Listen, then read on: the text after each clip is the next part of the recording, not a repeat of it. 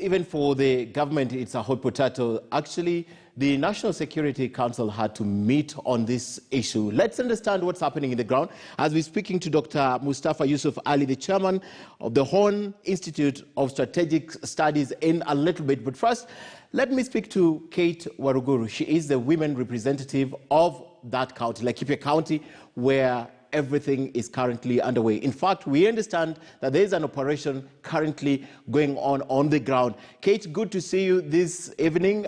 Your connection is not so good, so we'll do this via phone.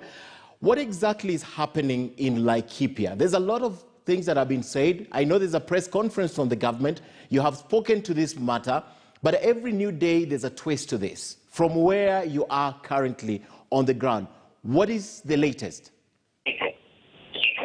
Well, thank you, Ken Mijungo. Would you decrease the volume of your television, please? Yes, sorry Okay. for that. All right. Can you hear me? Yes, we can. All right, good evening. Thank you, Ken Mijungo, for affording time for us. Yes, it's true, Laikipia North is burning and parts of Laikipia West. And the reality is that different communities are suffering in the hands of cattle hustlers, as it is commonly said. But where things have reached, we can confirm as Laikipia leadership that this is not about a fight for pasta and water. It is more than what meets the eye. There is a given attempt of a funded and organized criminal gang that has of all good intention to do what you call mass displacement and dislocation of residents of Laikipia North and parts of Laikipia West, and force them out of their land and throw them away out of their property. This is what's happening, but before we proceed with that line of discussion, every year, Cate, preceding the election, we witness such chaos in Laikipia. This is something that reoccurs. Could it be that the same reason that it occurred all those years back is the same reason it's happening right now? Yes, it's true. There is a precedence and an occurrence, which I don't want to say that it happens randomly. It seems like there is somebody who have a beef with the people of Laikipia, and looks like some sort of historical beef, you know. And there is always an attempt every election year. They want to come and attack us and make our people flee out of their land. Okay. So maybe just to clarify something, I do not really understand why there are patterns in this country where a specific community terrorizes all its neighbors from Elgeyo Marakwet, come to Baringo, come to the county of Samburu, come to the county of Isiolo. A certain community has characteristics of attacking all of us and running away with our livestock, raping our women, touching our houses, taking over our border people, and kidnapping even our pro boxes, our matatus, and doing all manner of nonsense that would accumulate to what we call a fight or a state of war. Okay. So who are these? One of the major concerns is the raids that are happening in the ranches. There are several ranches. I could name all of them, but there are several ranches that we have raids going on. Who are these raiding these ranches, and who are these occupying these ranches, Cate? Well, one of the areas which has been gazetted as a disturbed area is Laikipia Nature Conservancy. This is 100,000 acre land owned by one director called Cookie Gallman. Now that Cookie Gallman cannot be able, the director of this land cannot be able to utilize the entire 100,000 acre, there are people who approach the conservancy to be allowed to take care of their flock at a fee. Okay. Or they go and graze their cattle at a fee. But nevertheless, it is also a hiding den where every crooked activity that happened in Laikipia or even the neighboring county, they come and hide under Laikipia Nature Conservancy. Now, the conversation which has been trending the whole day is the letter or the press statement which was released by the National Security Council in regards to this matter.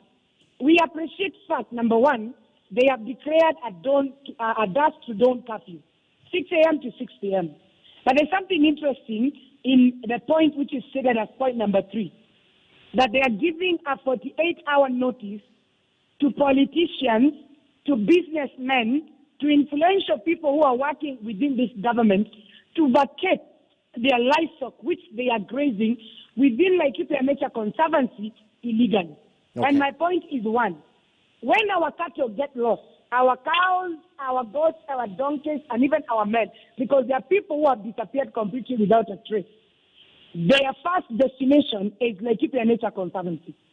My question is, can the government, first of all, assemble all these cattle they are giving an ultimatum to these powerful people who are in government, officials and businessmen, and allow us to identify our cattle? Because there is no difference between an illegal grazer who is in Laikipia Nature Conservancy and our cattle from Laikipia, and it is into hideouts and it is into dens within Laikipia Nature Conservancy. Okay.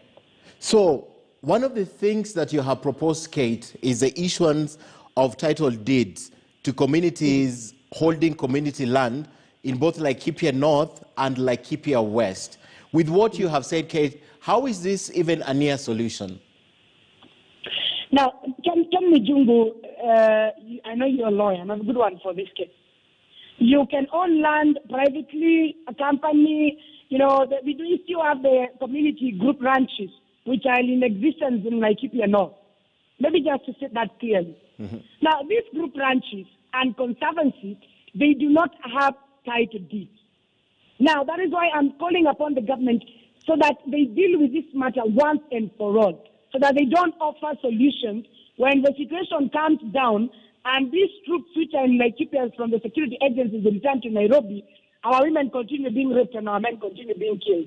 That is why I'm saying we have seen the government under rapid initiative under the Ministry of Lands issuing out title deeds to group ranches. We want them to come and settle the people of Laikipia so that we know who are these trespassers who come to graze their cattle on top of our food and who can't even they want to graze on top of our houses, assuming that our hearts has anything animals can eat. Okay. I'd like to confirm that as a leader of that county, you're aware of the casualties that we have. It's reported that at least 12 people have died, including 2 police officers, and a 12-year-old girl was also injured. How is her condition? Well, the girl is still in hospital and under medication. It's a sad state of affair that this criminal gang, if you listen to George Natembea, the RC, he has confessed and said that these gangs, they have a heavy ammunition, more powerful than what your ordinary police is carrying. Okay. So now, in this state, you'd imagine a young girl who has been faced by an M16, what that means. And our police officers are dying. But then you take statistics from the year 2013 to today. We have a number of police officers who have been killed right inside Laikipia. So I'll continue sending good message of good hope to our people, those of us who are sleeping in police stations, because our people are sleeping in churches, the Reverend Church Olmoran, others are hosted by the Catholic Church in Olmoran, and others are sleeping in people who are good Samaritans who can accommodate them. Okay. I'll continue telling them not to revenge, and we allow the government to do and prove themselves that they are credible and that any Kenyan citizen within our territory is properly protected, and the right to property and life is covered and protected by the Kenyan government. Oh, okay, and my final question, there are also calls as a part of the proposal to have permanent military camp located in the area. The Bishop of Catholic Diocese also proposed that the military be sent in. As a leader, just in 30 seconds, what's your solution to this reoccurrence of these skirmishes every pre-election year? What would be the near solution according to you, Catherine? I think the Laikipia situation is exposing Kenyan government. Yes. And we have become an object of ridicule in all the world. And there is unrest internally within our country. We want to support the Catholic bishop. We want KDF to troop down to Laikipia North, the same way they cleared issues of Mau Forest. There is no two way, because these people are carrying crude weapons. They do not fear police officers. They do not want to listen to conversations, and they have their sympathizers right inside this government. Yes. Because you cannot tell me cattle raiders, organized criminal gangs, they need bullets they need guns and they need food. Okay. Who are the sponsors of these people? Okay. Who feeds them? Who feeds them? And who is giving the marching orders to come and attack innocent citizens in Laikipia? Thank you very much, Cate Waruguru, the Laikipia women representative. Thank you for speaking to us, and hopefully there'll be a solution now that leaders are meeting. Let's discuss this further now with Dr. Mustafa Yusuf Ali, Chairman, the Horn Institute of Strategic Studies. Thank you, Yusuf, for joining us. As part of what you do is you analyze security. One of the questions that I will ask you is where Cate has left it. The location of a permanent military camp in that area. Do you think this will be a solution? Sending in KDF to deal with this matter, no one is safe, even when a GSU camp is attacked. Looks like no one is safe. So is that a solution, Yusuf? Thank you, Ken. Having a military camp in Laikipia can only be a temporary solution to calm down the people and to fight off or fend off those armed bandits who appear to be better armed than police. Bandits carrying M16 rifles, which are used by foreign militaries, is something to worry about. However, having a KDF or military there is not going to address the rather complex and challenging conflict, which is historical. It is protracted, has been there for a very long time, Ken. And so there is need for a better policy direction and coming up with looking at this conflict from a strategic perspective in order to deal with it. This conflict did not start the other day. It is recurring. It comes just before every other election. You will find this kind of conflict in Laikipia, as it is true in a few other counties that actually border Laikipia region. So KDF is not the solution. It can only calm things down in Laikipia. Okay. One of the reasons that have been given, Daktari, is the fact that government decided to disarm the reservists some time ago. And now they're saying they were left exposed, and this could be the reason why these attacks have been heightened, because the people who are attacking, the aggressors, know that the reservists were disarmed by the government.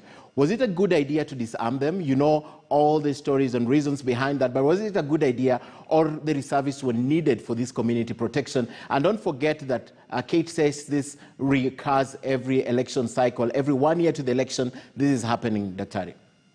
There is a good reason as to why the government disarmed the reservists. Some of them, or some of the firearms that were given to the reservists, found their ways to criminal gangs, including the very bandits that are now attacking the police and are terrorizing population in Laikipia. And they have been doing the same in the neighboring counties of Samburu and Baringo and in Turkana.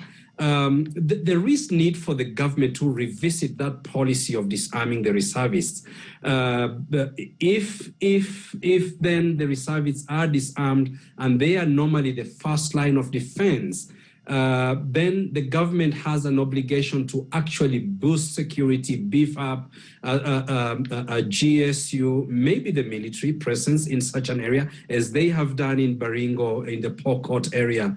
And that in many ways actually addresses this particular conflict. But Ken, the crux of the matter here is to address this conflict. Look at the contested commons, the pastures that the pastoralists go for to graze their animals, the watering points. And, you know, the pastoralists look at the challenge you have in Laikipia, a challenge to their animals, which comes after, with the ongoing drought in parts of the country, as an existential threat to their way of life.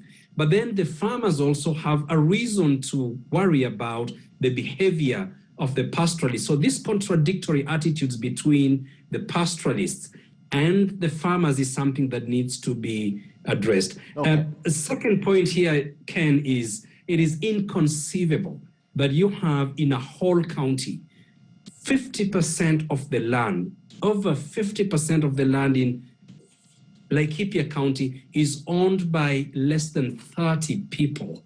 That is bound to cause problems. This has been raised again and again and again. And I heard Cate Waruguru talking about issuing of title deeds and coming up with a solution that is going to help both the farmers and the pastoralists in Laikipia. That way, then, some kind of land reforms in the county is going to address this problem. Right now, what we are seeing in Laikipia is just a stopgap measure. And if it's not going to be addressed in a strategic manner, that conflict will keep on recurring every year. Okay.